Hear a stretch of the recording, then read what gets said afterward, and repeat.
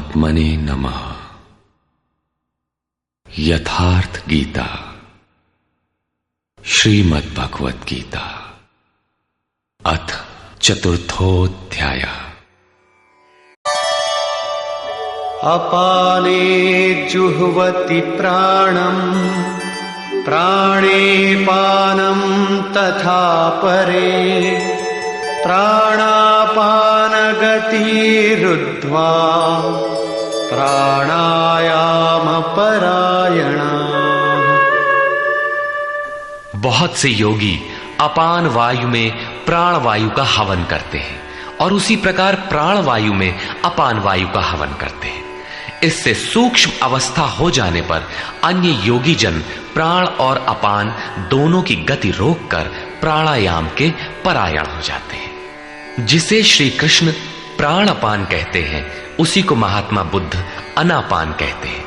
इसी को उन्होंने श्वास प्रश्वास भी कहा है।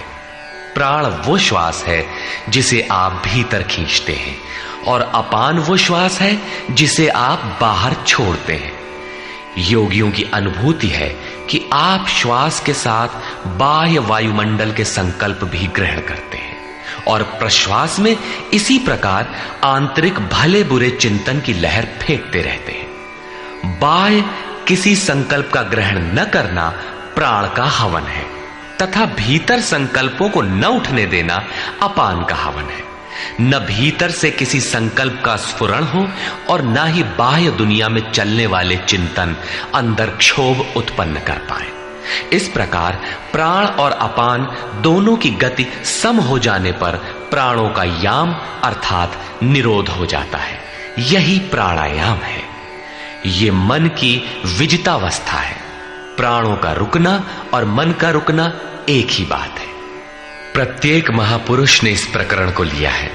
वेदों में इसका उल्लेख है। चत्वारि वाक पारमिता पदानि।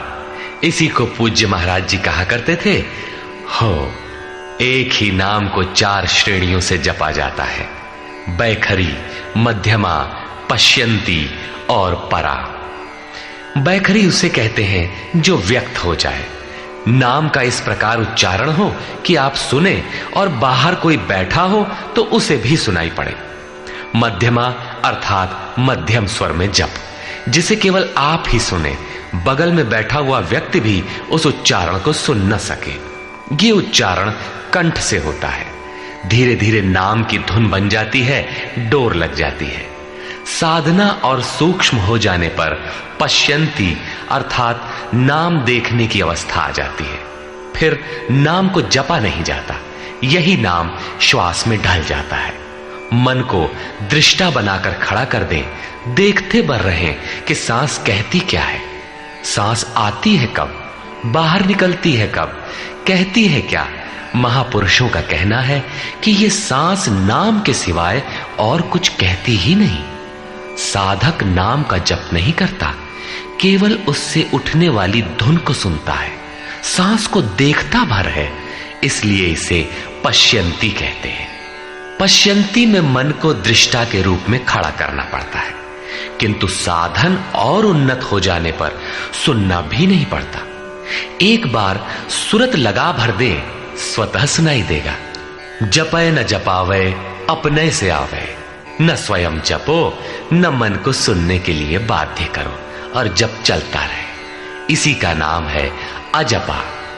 ऐसा नहीं कि जप प्रारंभ ही न करे और आ गई अजपा। यदि किसी ने जप नहीं प्रारंभ किया तो अजपा नाम की कोई वस्तु भी उसके पास नहीं होगी। अजपा का अर्थ है हम न जपें किंतु जाप हमारा साथ न छोड़े। एक बार सूरत का कांटा लगा भर दें तो जप प्रवाहित हो जाए और अनवरत चलता रहे।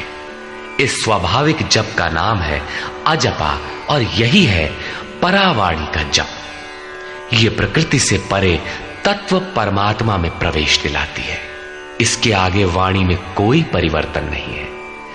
परम का दिग्दर्शन करा के उसी में विलीन हो जाती है, इसलिए इसे परा कहते हैं। मन श्वास के साथ जुड़ा है, जब श्वास पर दृष्टि है, श्वास में नाम ढल चुका है, भीतर से न तो किसी संकल्प का उत्थान है और न बाह्य वायुमंडल के संकल्प भीतर प्रवेश कर पाते हैं। यही मन पर विजय की अवस्था है। इसी के साथ यज्ञ का परिणाम निकल आता है।